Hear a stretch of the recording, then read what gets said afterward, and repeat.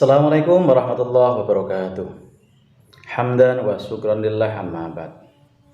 Pemirsa kajian Ramadan SMA Islam Agung 1 Semarang yang dirahmati Allah. Alhamdulillah, tanpa terasa kita hari ini sudah memasuki hari ke-16 di bulan suci Ramadan. Artinya kita sudah melaksanakan separuh lebih dari puasa Ramadan ini. Mudah-mudahan kita diberikan kesehatan Allah Subhanahu wa taala, diberikan kekuatan sehingga mampu menyelesaikan puasa Ramadan genap 30 hari. Dan mudah-mudahan di akhir Ramadan kita mendapatkan rahmat, maghfirah dan idkun minan nar dari Allah Subhanahu wa taala. Amin amin ya rabbal alamin. Pemirsa yang berbahagia, pada kesempatan kali ini tema kajian kita adalah tentang nuzul Quran. Tiap tahun kita memperingati nuzul Quran. Berarti pemahaman kita tentang nuzul Quran sudah sangat baik. Nuzul Quran secara bahasa berasal dari kata nazal dan Al-Quran. Nazal artinya turun dan Al-Quran adalah firman Allah atau kalam Allah. Sedangkan menurut istilah, nuzul Quran adalah turunnya Al-Quran dari Lauhil Mahfud ke Baitul Izzah genap 30 juz, dan berikutnya diturunkan kepada Nabi Muhammad SAW selama kurun waktu 22 tahun 2 bulan dan 22 hari. Ada beberapa ulama yang mengatakan 23 tahun. Hadirin berbahagia,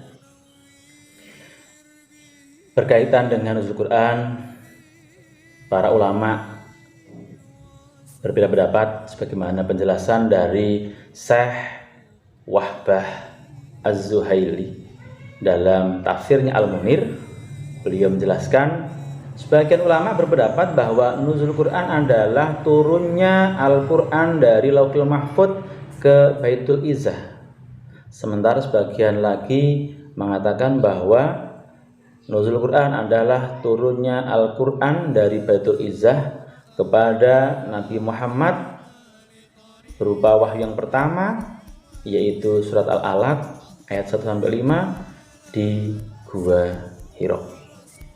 Secara prinsip, dua pendapat ini tidak bertentangan karena memang Al-Quran diturunkan dua tahap, yaitu tahap pertama dari Lauhil Mahfud ke Baitul Izzah atau langit dunia, dan yang kedua dari Baitul Izzah kepada Nabi Muhammad SAW selama kurang lebih 22 tahun atau 23 tahun. Hadirin yang berbahagia, berkaitan dengan tanggal berapakah nuzul Quran juga para ulama berbeda pendapat. Ada yang mengatakan tanggal 7 Ramadan, ada yang mengatakan tanggal 17 Ramadan, ada yang mengatakan 18 Ramadan, bahkan juga ada yang mengatakan 21 Ramadan. Tapi dari beberapa pendapat tersebut yang paling kuat adalah tanggal 17 Ramadan. Pemirsa yang berbahagia, pemirsa yang dirahmati Allah, dalam ilmu tauhid atau ilmu kalam ada pemahaman bahwa kalamullah atau firman Allah itu adalah bila harfin wala sautin. Apa artinya? Tanpa huruf dan tanpa suara. Firman Allah atau kalamullah itu adalah awalnya tanpa huruf dan tanpa suara. Lalu bagaimana cara memahami Al-Quran? Yang kita ketahui saat ini adalah Al-Quran lengkap, ada hurufnya, ada harokatnya, bahkan setiap suratnya ada bismillahnya, lengkap 30 juz. Dalam satu riwayat dijelaskan bahwa ketika malaikat Jibril di Lauhil Mahfud, malaikat Jibril adalah malaikat Allah yang paling cerdas. Beliau bisa memahami kalam Allah yang tanpa huruf dan tanpa suara. Ketika berada di Lauhul Mahfuz, malaikat Jibril menyalinnya Al-Quran 30 juz tersebut, kemudian membawanya ke Baitul Izzah.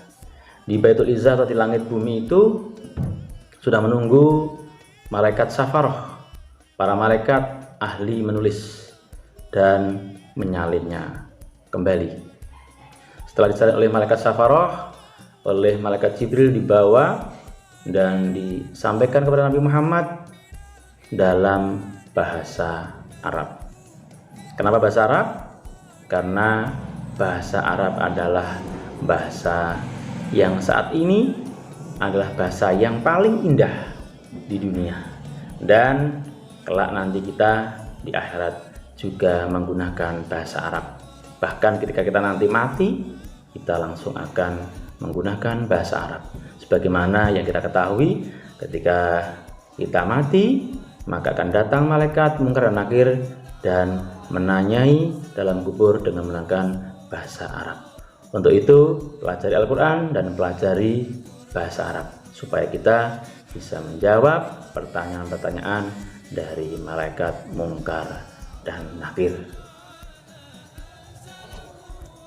Hadirin yang berbahagia, setelah kita tahu tentang nuzul Quran, pengertiannya maupun beberapa pendapat ulama tentang nuzul Quran, yang tidak kalah penting dari semuanya itu adalah bagaimana interaksi kita dengan Al-Quran di bulan suci Ramadan yang juga sering disebut sebagai Syahrul Quran.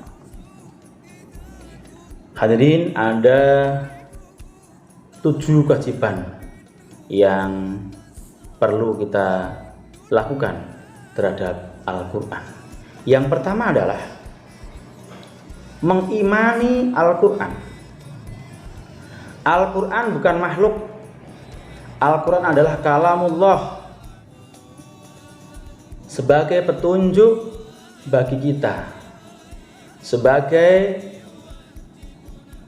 pedoman hidup kita. Jangan sampai muncul keraguan dalam diri kita.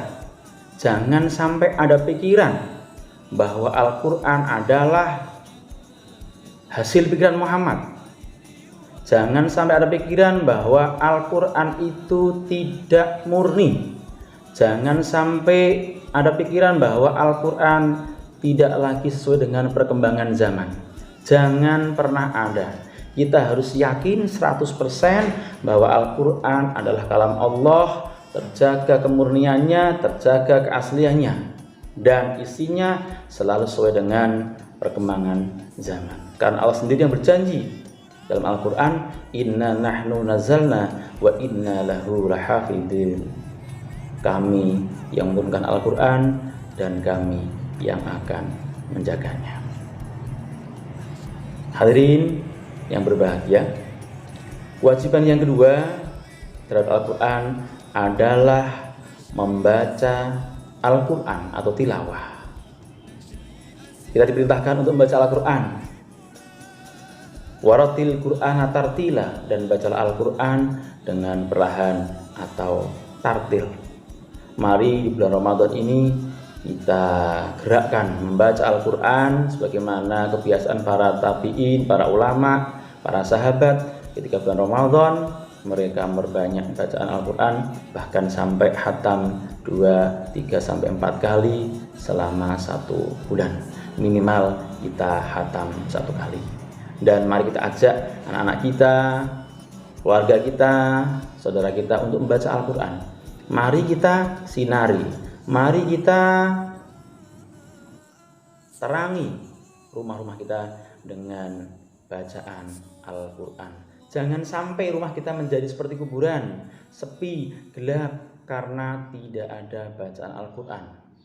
Untuk rumah yang tidak pernah dibacakan Al-Quran di dalamnya, maka penghuninya pun hatinya akan menjadi gelap.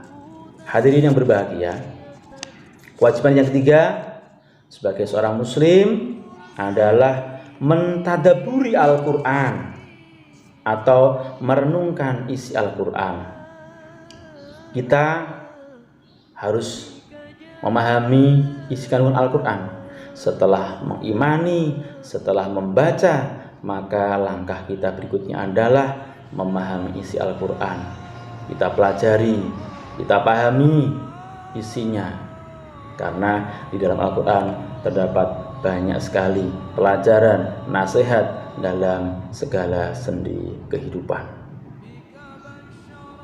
Kewajiban kita yang keempat adalah menghafalkan Al-Quran. Bacaan sholat kita adalah bacaan Al-Quran. Setelah membaca Fatihah, maka berikutnya adalah surat-surat yang lain. Maka hendaknya kita menghafal Al-Quran sesuai dengan kemampuan kita. Idealnya adalah 30 juz, minimal juz 30. Karena dengan menghafal juz-juz yang terakhir atau 30, kita akan bisa membaca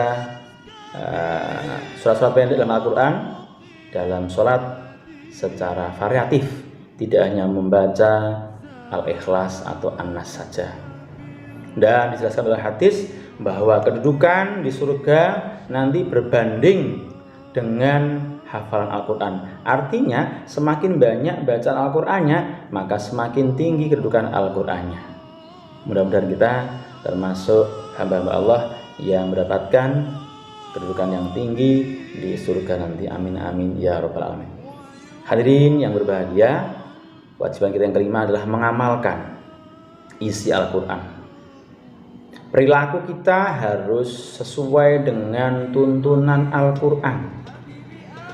Kalau kita sudah mengimani, kita sudah membaca, kita sudah mentadaburi, kita sudah menghafalkan, maka langkah berikutnya adalah mengamalkan isi Al-Quran. Jangan sampai kita hafal Al-Quran, kita paham Al-Quran, kita hafal Al-Quran, tetapi perilaku kita jauh dari Al-Quran. Terhadap orang tua kita durhaka. Terhadap tetangga kita jahat. Terhadap teman kita, terhadap anak kita sering bertutur kata kasar, dan itu adalah bukan tuntunan Al-Quran.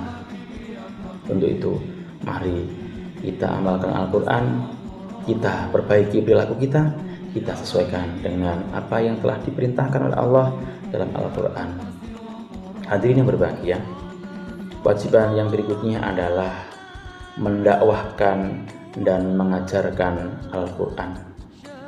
Khairukum man ta'allamal Quran wa 'allamahu.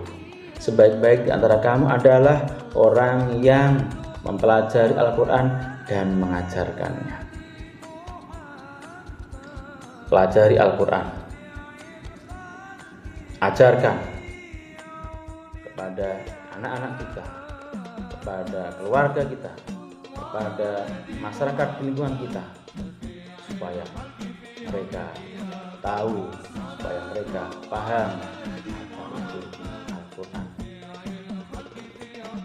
Sebagaimana hadis Nabi, balighu anni walau ayah, sampaikanlah apa yang ada dariku walaupun satu ayat. Dia perintahkan untuk berdakwah, untuk menyampaikan apa-apa yang dari Rasul meskipun hanya satu ayat. Kewajiban kita yang berikutnya adalah memperjuangkan dan membela Al-Quran. Allah berfirman, ya ayyuhalladzina amanu in tansurullaha yansurkum wa yusabbitu aqdamakum. Wahai orang-orang yang beriman, tolonglah agama Allah, maka Allah akan menolongmu dan menetapkan kedudukan.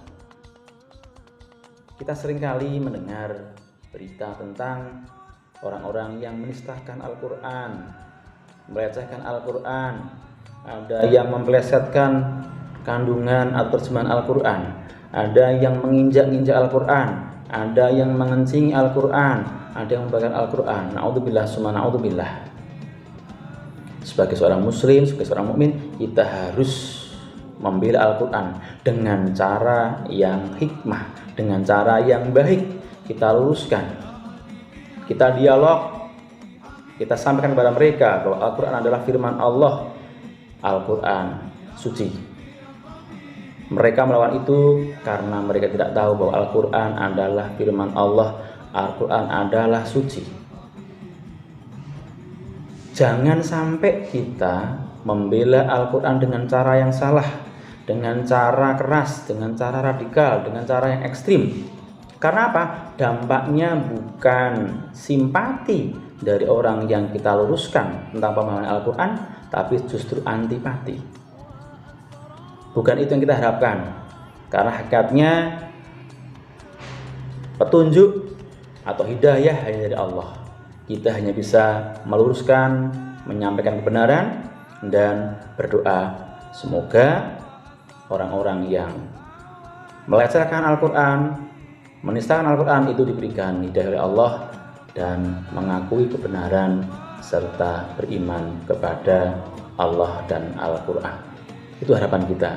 Banyak sekali orang-orang yang semula benci pada Al-Quran, benci pada Islam, tapi setelah mereka tahu apa itu Islam, apa itu Al-Quran, mereka menjadi orang-orang yang justru membela Islam dan membela Al-Quran. Hadirin pemirsa kajian Ramadan yang dirahmati Allah, demikianlah yang bisa kami sampaikan. Mudah-mudahan bisa menambah wawasan dan menambah keimanan kita. Amin amin ya rabbal alamin. Billahi taufiq wal hidayah. Assalamualaikum warahmatullahi wabarakatuh.